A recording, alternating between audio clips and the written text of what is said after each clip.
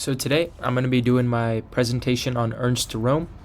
My name is Shany, and let's get started. Firstly, I just want to talk about some of his personal life before the military and some of the traits he had and was recognized for. So he was born November 28th, 1887 in Munich, Germany, and he died July 1st, 1934. He was the son of Emily and Julius Rohm, who didn't have much significant impact in his career or life as an adult. Also, he had two other siblings who weren't mentioned at all as having any impact in his life. Generally, as a person, he was known to be a strong, charismatic leader with very good influence on others, although he was described to have a brutal, cold manner to him, which particularly interested Hitler.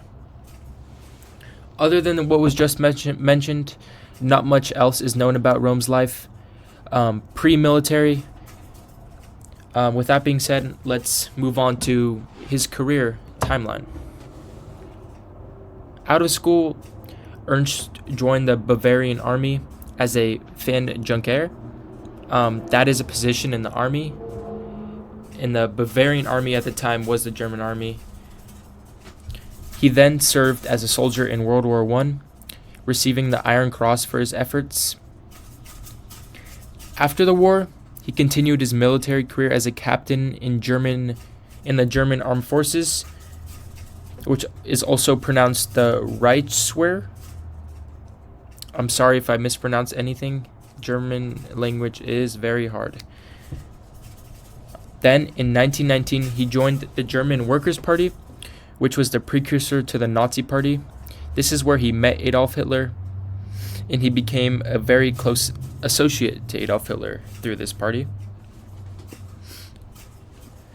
In 1925, after a failed overthrow of Munich, Ernst and Hitler had many disagreements about the direction of the Nazi Party. He then left to Bolivia for a couple of years to advise the Bolivian army. This stint in Bolivia didn't last long. In 1930, Rohm was asked to rejoin Hitler's efforts, becoming the new General Oberst, which was the second most powerful position, only below Hitler, in the Nazi army. After getting trust from Hitler, he became the leader of the SA Party from 1931 until his murder in 1934. Moving on, I want to give a bit of a background on the SA Party, or pronounced the Sturmabteilung. Yeah, like I said, German is hard. The SA Party was established after World War I to protect Nazi meetings and intimidate political opponents. The SA was the original paramilitary force of the Nazi Party.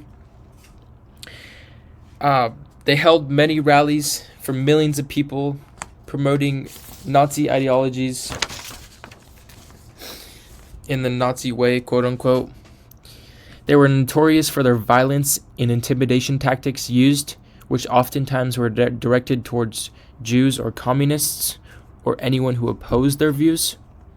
Ultimately, the SA Party played a vital role in Hitler's uprising as the leader of Germany and the main player in World War II. Now that we have a background of the SA Party, I want to be talking about Rohm as the leader of the party. So Rohm was the co-founder and leader of the SA Party, along with Adolf Hitler, who was the other co-founder. Rohm led the SA to a rapid expansion, increasing followers by the millions. People from all over Germany rallied behind the SA, trusting the SA as their leadership, whether they had a choice or not. Rohm supported many radical ideas. A few to name were nationalism and authoritarianism, which were among the most popular ideas.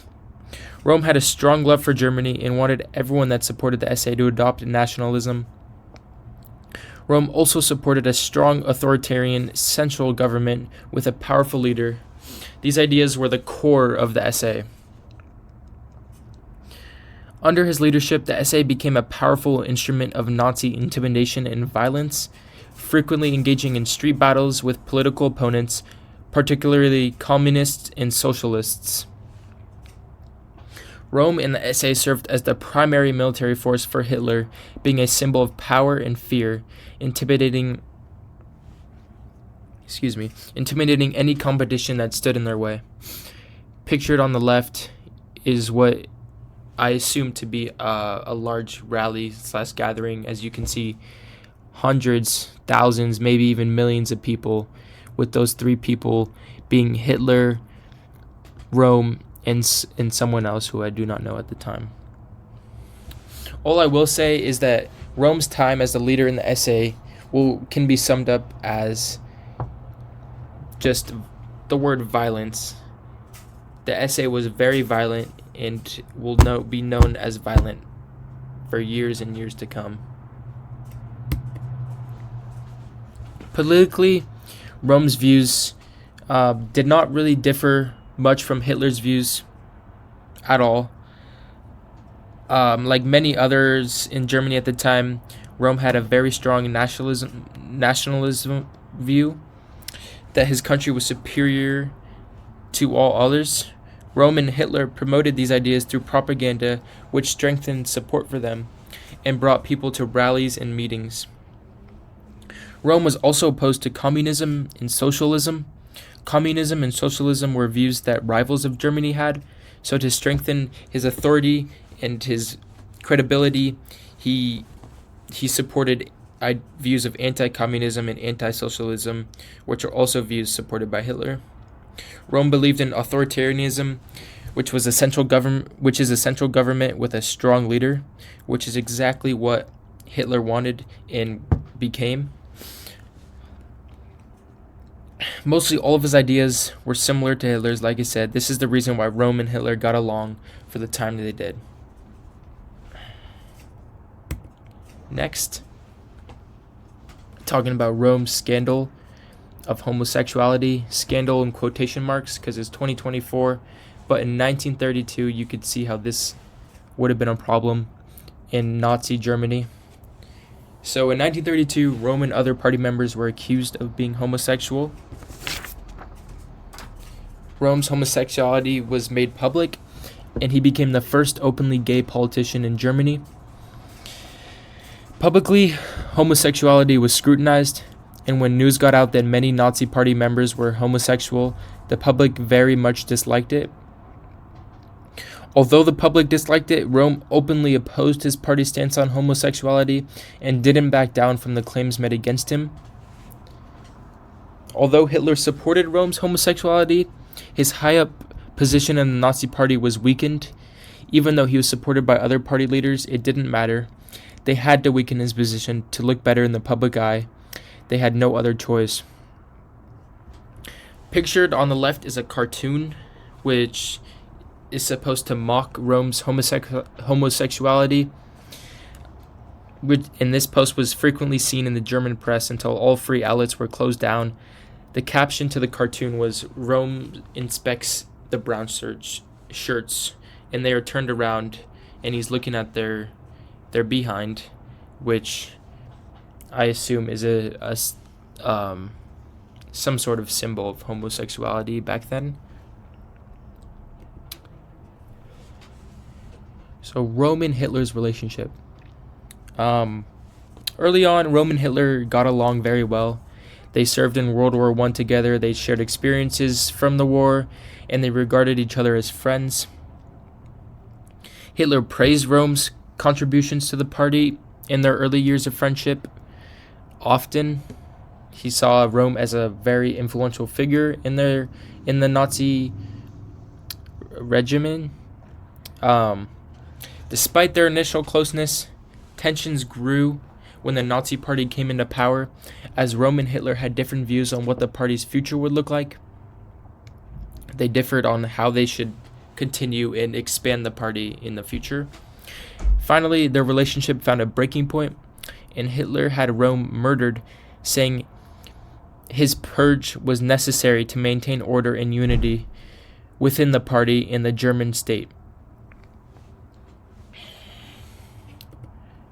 Finally, Rome's downfall and death. After Hitler took control of Germany, He saw Rome and other higher-ups as threats.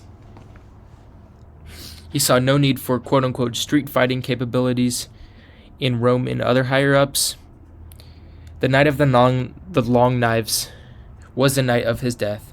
This is where Hitler took Rome and other SA leaders, arrested them, and executed them. After Rome's death, propaganda was released addressing his homosexuality, adding quote-unquote shock value so people would not revolt. Even though Hitler knew about Rome's homosexuality, he used this as a way to lighten up the fact that he murdered Rome. On the left is a cartoon of Hitler. Behind is what I would assume to be the SA leaders that got murdered, and just depicts the whole ordeal of what happened on the night of the long knives. This is the bibliography. Thank you so much for listening. I hope you have a good day.